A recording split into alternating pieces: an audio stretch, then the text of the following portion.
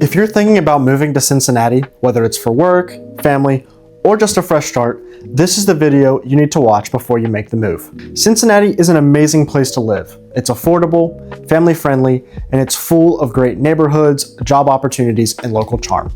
But if someone who helps people relocate to Cincinnati every single week, I can tell you there are a few common mistakes that trip people up when they move here. And the truth is, these mistakes can cost you time, money, and unnecessary stress.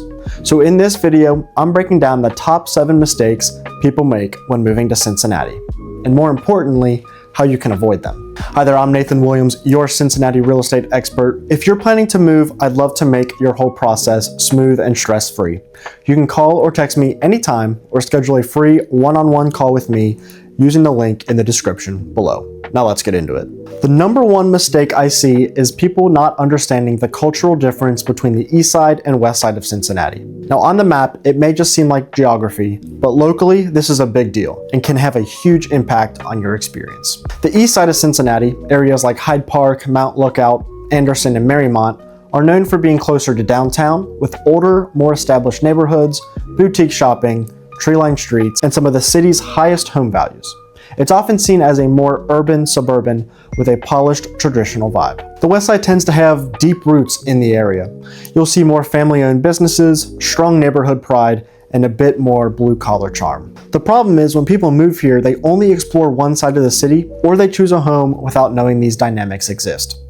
Both sides have great things to offer, but they feel very different. So before you move, take time to visit both. Drive the neighborhoods, walk the local parks, and talk to the locals. And if you're unsure which side is right for you, reach out and I can help you figure it out. This is a big one and it's easy to fall into. You're looking at Zillow, you're comparing homes, you find a 4-bedroom house for under $250,000 and think this is a steal. But there's the mistake, judging your neighborhood purely on the home price. What you don't see on those listing pages is the school district, the commute, the resale potential, and what it actually feels like to live there. Some lower priced neighborhoods can be incredible starter home areas with great upside. Others may have high turnover, deferred maintenance, or things that you won't find on a listing. And while some higher priced areas might seem out of budget, until you realize the schools are top ranked, the resale value is strong, and you'll spend less on maintenance or renovations over time. The bottom line, a good home in the wrong neighborhood for you is still the wrong home.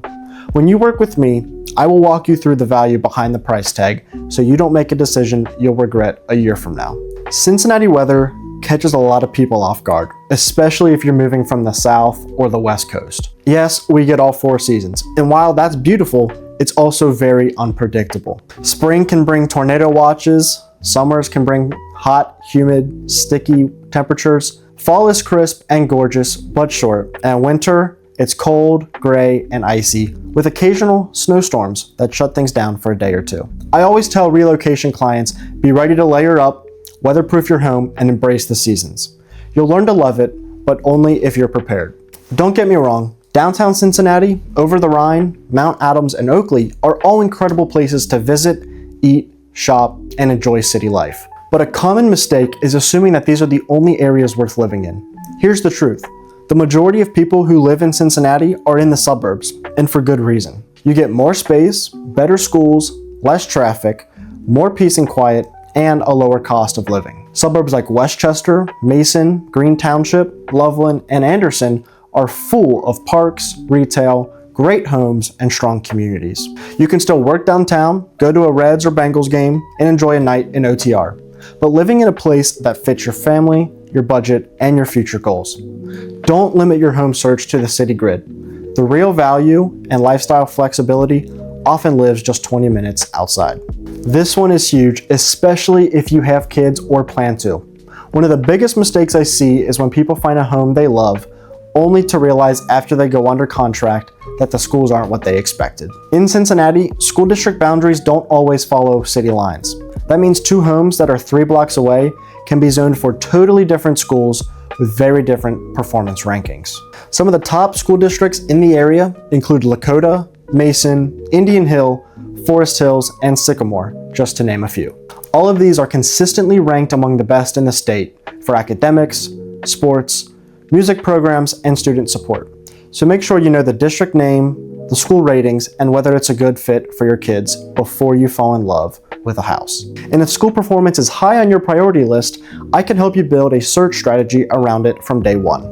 If you've never been to Cincinnati, you might assume it's just like any other flyover city in the Midwest, but that couldn't be further from the truth. Cincinnati has a booming job market with Fortune 500 headquarters, one of the top-rated children's hospitals in the world, a historic art scene, elite food scene, strong sports culture, and the cost of living that's well below the national average. Add in dozens of neighborhood festivals, beautiful parks, and a massive riverfront development, and you've got a city with heart, culture, and momentum. The mistake is moving here and treating Cincinnati like a stepping stone. For a lot of people, this becomes their forever city once they realize everything it has to offer. And finally, the biggest mistake of all, trying to figure it out alone. Relocating is hard enough. When you're not here in person, it's easy to rely on Google Maps, Reddit threads, or online reviews, but that doesn't give you the real picture of what it's like to live here. The schools, the commute, the resale value, the feel of a neighborhood, that's stuff you learn by being local. When you work with me, I'll guide you through which neighborhoods match your goals, what kind of home fits your budget, and how to time your move so it's smooth and stress-free. So there you have it, the top 7 mistakes people make when moving to Cincinnati and how to avoid them. If you're planning to relocate to Cincinnati, I'd love to help you explore your options, learn the neighborhoods, and create a plan that makes your move feel simple and successful. You can call or text me anytime or schedule a free relocation strategy using the link in the description below. We'll talk about what matters most to you, and I'll give you honest, local advice to help you make the right move. Thank you guys so much for watching, and I'll see you in the next video.